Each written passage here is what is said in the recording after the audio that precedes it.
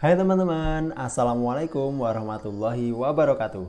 Selamat datang di channel dakwah milenial, di mana kita akan membahas pelajaran pendidikan agama Islam di tingkat MISD, terutama kelas 3, 4, 5, dan 6. Oke, jangan lupa like dan subscribe untuk mendukung channel ini agar lebih berkembang ke depannya. Satu lagi, jangan lupa protokol kesehatan 5M-nya dijaga dan tambah 1D yaitu doa, dan jangan lupa juga vaksin itu perlu.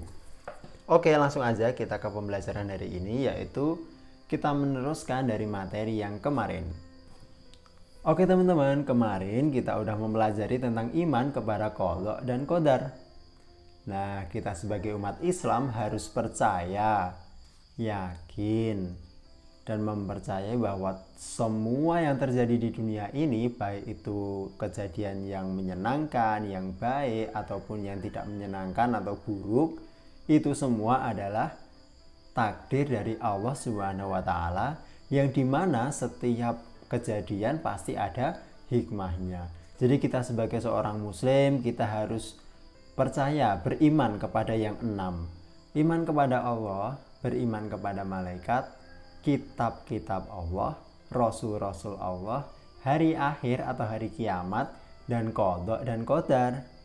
Nah, hukum iman kepada qadha dan qadar ini wajib bagi setiap muslim. Wajib diyakini dalam hati, diucapkan dengan lisan, dan dipraktekkan. Nah, dipraktekkan dalam kehidupan sehari-hari.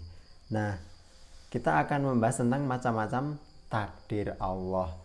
Macam-macam takdir Allah menurut para ulama dibagi menjadi 2. Yang pertama adalah takdir mu'alak. Yang kedua adalah takdir mubram. Oke, disiapkan bukunya ya, jangan lupa dicatat. Kita bahas dulu takdir mu'alak. Nah, takdir mu'alak di sini yaitu takdir yang erat kaitannya dengan usaha manusia. Jadi takdir mu'alak itu adalah takdir di mana manusia punya andil, punya kesempatan untuk merubah atau memberikan efek kepada apa yang akan diterima ke depannya. Contohnya seperti apa? Kemerdekaan, kelulusan, kepintaran, itu semua takdir dari Allah, tapi manusia punya andil di dalamnya. Contohnya kemerdekaan. Kemerdekaan Indonesia itu pada tahun 1945 itu didapat karena ada ikhtiar dari para pahlawan dan rakyat Indonesia. Para pahlawan menyiapkan strateginya, menyiapkan cara berperangnya, mengusir Belandanya, alat yang digunakan apa, tujuannya apa. Itu semua dipikirkan, dimusyawarahkan oleh para tokoh-tokoh nasional sehingga mereka mempunyai susunan strategi untuk melawan penjajah agar Indonesia ini merdeka.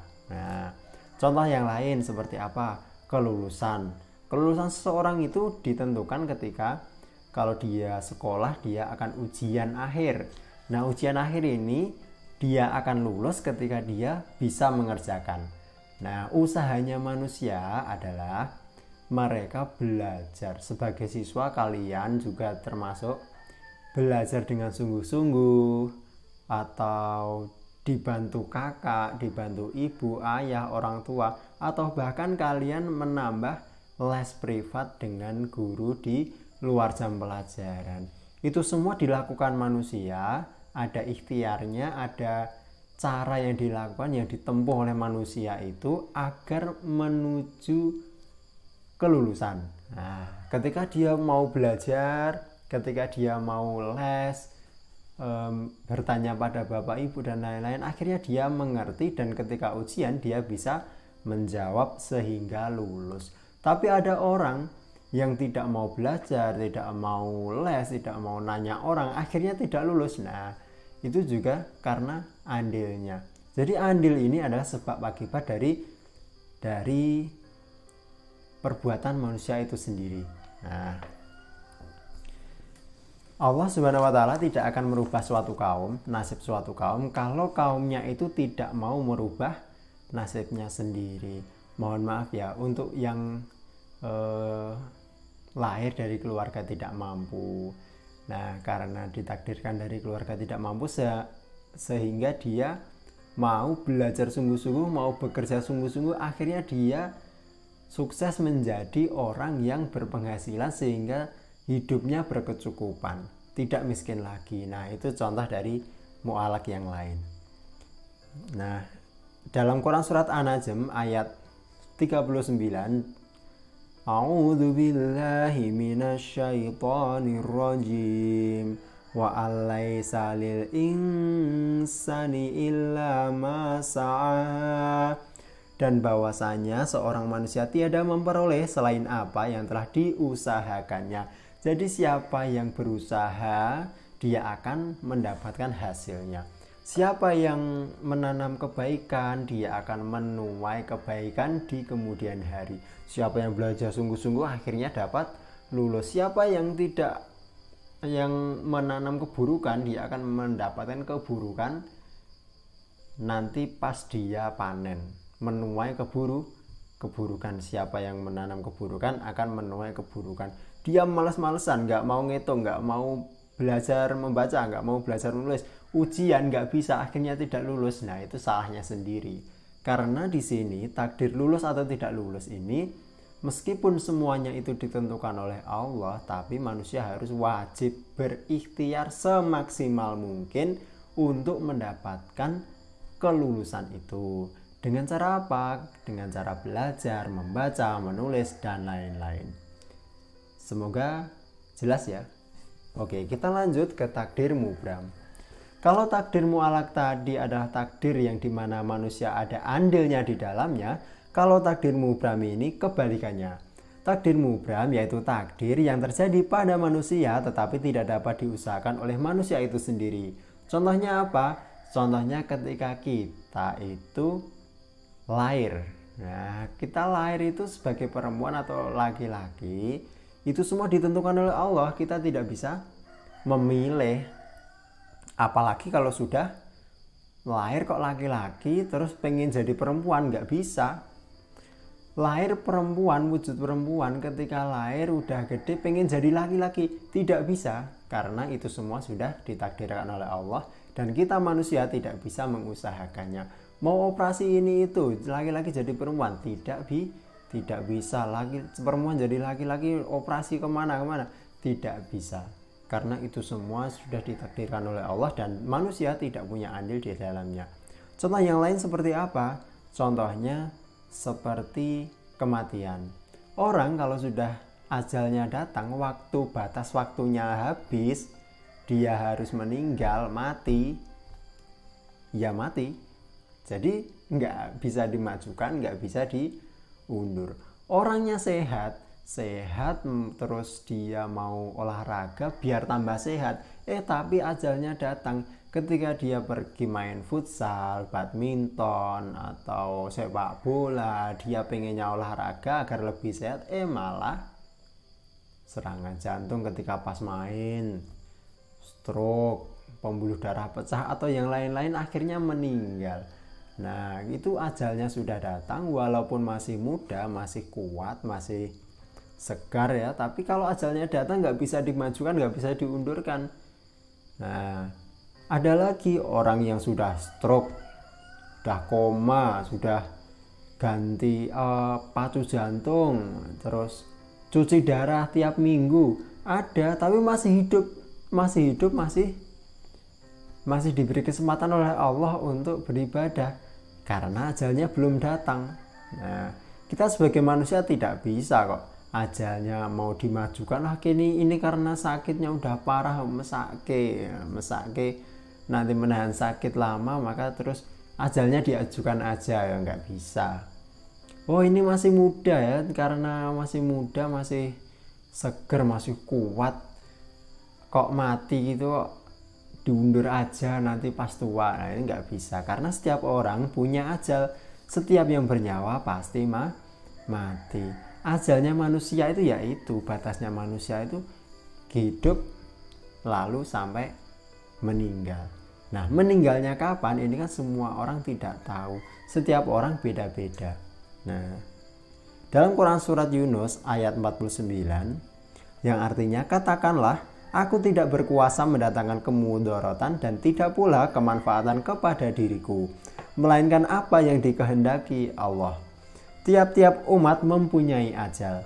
Apabila telah datang ajal mereka, maka mereka tidak dapat mengundurkannya barang sesaat pun, dan tidak pula mendahulukannya. Jadi setiap orang punya batas, punya ajal. Batasnya orang hidup ya sampai mati, meninggal. Nah, sampai sini semoga kalian sudah paham ya. Jangan lupa dicatat yang penting-penting. Kita pembahasan yang terakhir yaitu manfaat beriman kepada qada dan qadar. Apa tuh manfaatnya ketika kita beriman kepada takdir Allah ini? Nah, manfaat yang pertama adalah menjauhkan diri dari sikap takabur, sombong. Orang yang percaya takdir dia mendapat kebaikan, harta yang banyak, anak-anak yang soleh-solihah, itu dia akan mengetahui, memahami bahwa semua itu adalah takdir dari Allah yang diberikan kepada dia untuk sarana dia beribadah kepada Allah, bukan untuk disombongkan. Apalagi punya harta sedikit, sombongnya minta ampun. Korun dulu ada cerita ketika Nabi Musa masih hidup, ada yang namanya Korun, itu hartanya banyak sekali sampai kuncinya itu berat sekali. Itu kunci gudangnya, gudang harta, kuncinya aja udah berat, apalagi isinya. Nah, orang sekarang kunci gudang aja sampai dipikul orang banyak nggak kuat itu kira-kira 1, 2 atau 3. Ya kalau orang sekarang nggak punya lah ya. Jadi kalau orang sekarang kok dapat harta yang tambahan dari Allah agak lebih dikit kok sombong, itu udah ada dulu namanya Korun, itu udah ada orang seperti itu, dan itu akhir hayatnya juga buruk. Nah, jadi kesombongan itu tidak ada baiknya bagi manusia. Nah, beriman kepada qada dan qadar ini akan menghilangkan, membentengi kita dari sifat takabur atau sombong itu. Yang kedua, menangkal sifat putus asa. Ya, ketika kita udah berusaha maksimal, udah berikhtiar kepada Allah, ternyata yang kita inginkan tidak sesuai dengan harapan kita. Nah, kita harus percaya bahwa itu juga dari Allah agar kita tidak terlalu sedih terlalu lama. Kita sebagai manusia boleh sedih, boleh kecewa, tapi nggak boleh sampai putus asa. Terus mendorong manusia untuk bekerja mengubah nasib, ya nggak boleh pasrah-pasrah aja. Wah, saya dilahirkan dari keluarga miskin, nanti juga ujung-ujungnya juga miskin lagi. Nggak boleh. Saya ditakdirkan dari kecil susah untuk membaca, jadi saya ditakdirkan tidak bisa membaca, saya tidak mau belajar membaca. Nah, itu salah. Semuanya itu sudah ditakar oleh Allah dan manusia harus berikhtiar semaksimal mungkin. Dengan beriman kepada qada dan qadar, maka seorang akan lebih semangat. Nah, lalu yang keempat, memperkuat tawakal kepada Allah. Ya, bertawakal kepada Allah, berserah diri, melakukan hal yang terbaik sehingga ada harapan untuk mendapatkan yang terbaik dari Allah. Yang kelima, ketenangan jiwa dan sehat jasmani rohani. Orang kalau sudah pasrah kepada Allah, apapun yang terjadi itu baik atau buruk, semuanya diserahkan kepada Allah, maka hidupnya akan lebih tenang. Kalau dia punya keinginan kok tidak terwujud, dia tahu bahwa itu dari Allah. Dia mendapat sesuatu yang berlebihan atau yang berkecukupan, dia juga tahu bahwa itu dari Allah. Sarana untuk beribadah, bukan untuk disombongkan dan lain-lain. Sampai sini semoga bermanfaat. Dan jangan lupa like dan subscribe untuk mendapatkan video update dari kita. Semoga sehat selalu. Di masa pandemi ini kita berusaha semaksimal mungkin agar tidak terpapar virus corona. Jangan lupa 5M, jangan lupa 5M plus 1D yaitu doa, dan jangan lupa vaksin. Sekian dari saya untuk pembelajaran iman kepada qada dan qadar. Semoga bermanfaat. Saya akhirul kalam. Assalamualaikum warahmatullahi wabarakatuh.